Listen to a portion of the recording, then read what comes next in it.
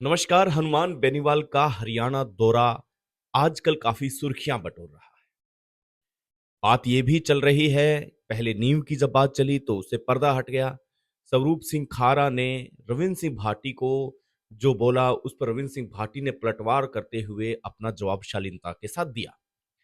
2028 का ये जो बदलाव है, क्या ये बदलाव जिस प्रकार से भाजपा के लोग, भाजपा के नेता रविंद्र सिंह भाटी को ये कह रहे हैं कि वो तो कांग्रेस की, अब आगे चल कर के क्या इनकी जुगलबंदी आपस में बैठ सकती है या फिर नहीं बैठ सकती? ऐसे में आज तीनों कॉम्बिनेशन है जो आपके सामने प्रस्तुत कर रहे हैं। शेयर कर दीजिएगा इसे। हरियाणा के अंदर हनुमान बेनीवाल का दौरा। ये कहता है कि हनुमान बेनीवाल का रुतबा जो है वो हरियाणा में भी देखने को मिल रहा है। हरियाणा में मीडिया से रूबरू होते हनुमान बेनीवाल ने यह कहा कि कांग्रेस खत्म हो रही है, कांग्रेस तीसरे फ्रंट पर आएगी। कांग्रेस के पास मुद्दों की कमी है और मुद्दे नहीं है। कांग्रेस एकदम पिछड़ती हुई नजर आ रही है। ये हनुमान बेनीवाल ने सटीक भाषा में प्रयोग करते हुए सीधा बोला।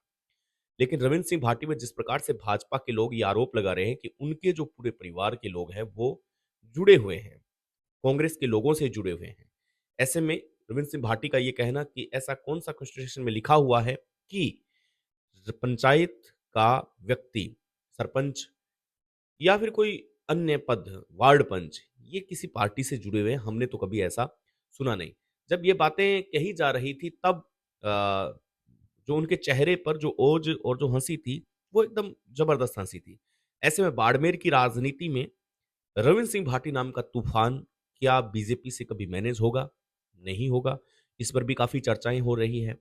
लेकिन हनुमान बेनीवाल जिस प्रकार से हरियाणा में जा रहे हैं, उनका स्वागत दमदार तरीके से हो रहा है। तो ये अगर दोनों, अगर ये साथ में आते हैं, इसके साथ-साथ आपको बता दें कि नरेश मीणा ने हाल ही में कहा है कि कांग्रेस की मजबूरी बन गई अब उनको टिकट देना। ऐसे में क्या कयास है कि नरेश मीणा कहाँ जाते हैं? राजेंद्र गुड़ा है, वो किधर जाते हैं? लेकिन ये जो विपक्षी जो चेहरे हैं, वो चेहरे अगर एक हो जाते हैं, तो क्या हनुमान बेनीवाल को सुपरमैन के तौर पर स्वीकार करेंगे या फिर नहीं करेंगे? क्योंकि सेम ही नेता हैं, इनका प्रभाव सेम है, इनके सोशल मीडिया पे फैन फॉलोइंग है वो सेम है, इनका जो ऑरा है जब जनता के बीच में पहुँचते हैं तो सेम है। सेम ऑरा के, तो इसको हम यूँ कन्वर्ट कर सकते हैं कि एक म्यान में क्या 4 तलवारें समा सकती हैं? अगर समाती है, तो राजस्थान में 2028 में बहुत बड़ा हो सकता है, लेकिन हनुमान बेनीवाल की पार्टी है। अब बीच में ऐसा लगा था कि रविंद्र सिंह भाटी नई पार्टी का ऐलान कर रहे हैं, तो फिर तो बहुत गज़ब हो सकता है। लेकिन अभी इस पर कोई साफ कुछ कहा नहीं जा सकता। रविंद्र सिंह भाटी क्या बनाते हैं और क्या नहीं बनाते हैं। लेकिन अगर ये परिप्रेक्ष्य रहा, हनुमान बेनीवाल को ये स्वीकार करेंगे या नहीं करेंगे, या फिर हनुमान बेनीवाल सीटों का जो बंटवारा करते हैं, उनकी जो बातें हैं, वो उनके समझ में आती है या नहीं आती।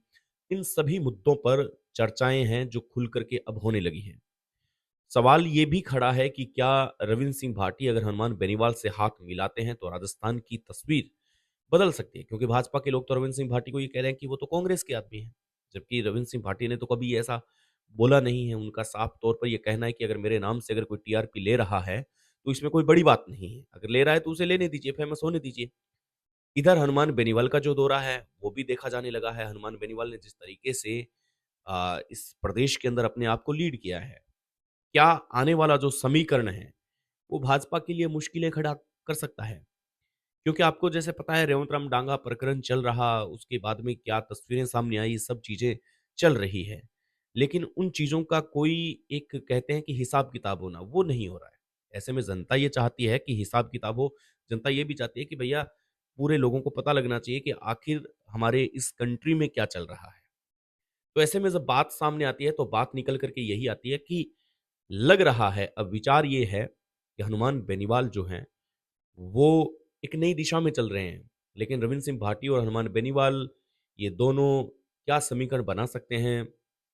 अब हनुमान बेनीवाल तो ये कहेंगे कि भई अगर बीजेपी के लोग ये अगर बोलते हैं, तो अरविंद सिंह भाटी अगर बीजेपी का आने वाले समय के अंदर सपोर्ट करते हैं, तो फिर लोगों के अंदर ये मैसेज आएगा कि कल को तो बीजेपी का जो नेता है, बीजेपी के जो बड़े लीडर हैं, वो आपको ये कह रहे थे कि आप कांग्रेस के आदमी हैं, आपकी पूरी पीढ़ियाँ बीत गई है, फिर भी आपको बीजेपी की अगर गोद में बैठे हैं, तो ये कहीं न कहीं प्रश्न चिन्ह रविंद्र सिंह भाटी की उस शख्सियत पर, उस खास इमेज पर भी पड़ेगा। लेकिन अब ये तय हो चुका है कि रविंद्र सिंह भाटी ने जिस प्रकार से शालीनता के साथ जवाब दिया है, वो ये नहीं चाहेंगे कि बीजेपी के साथ शामिल हों। जनता उनसे सवाल पूछेगी, प्रश्न पूछेगी कि भाटी साहब, आपने तो कहा था कि मैं स्वाभिमान से कभी समझौता नहीं करूँगा, लेकिन समझौता तो आप कर रहे हैं, आप बीजेपी के खेमे में जा रहे हैं। ऐसा हो नहीं सकता। बीजेपी के जो नेता हैं, वो अपने आप ही रविंद्र सिंह भाटी को दूर कर रहे हैं।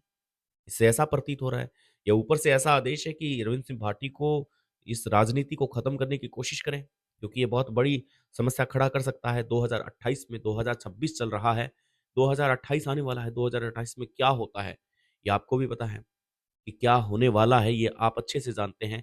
जिस हिसाब से समीकरण है, वो समीकरण यही तय करते हैं।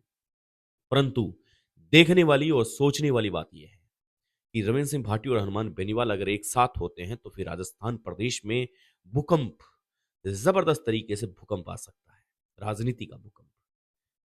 बने रहिए, मिलते हैं आपसे। आपकी क्या राय है कमेंट सेक्शन में कमेंट करके जरूर बताएंगे। नमस्कार, जय हिंद।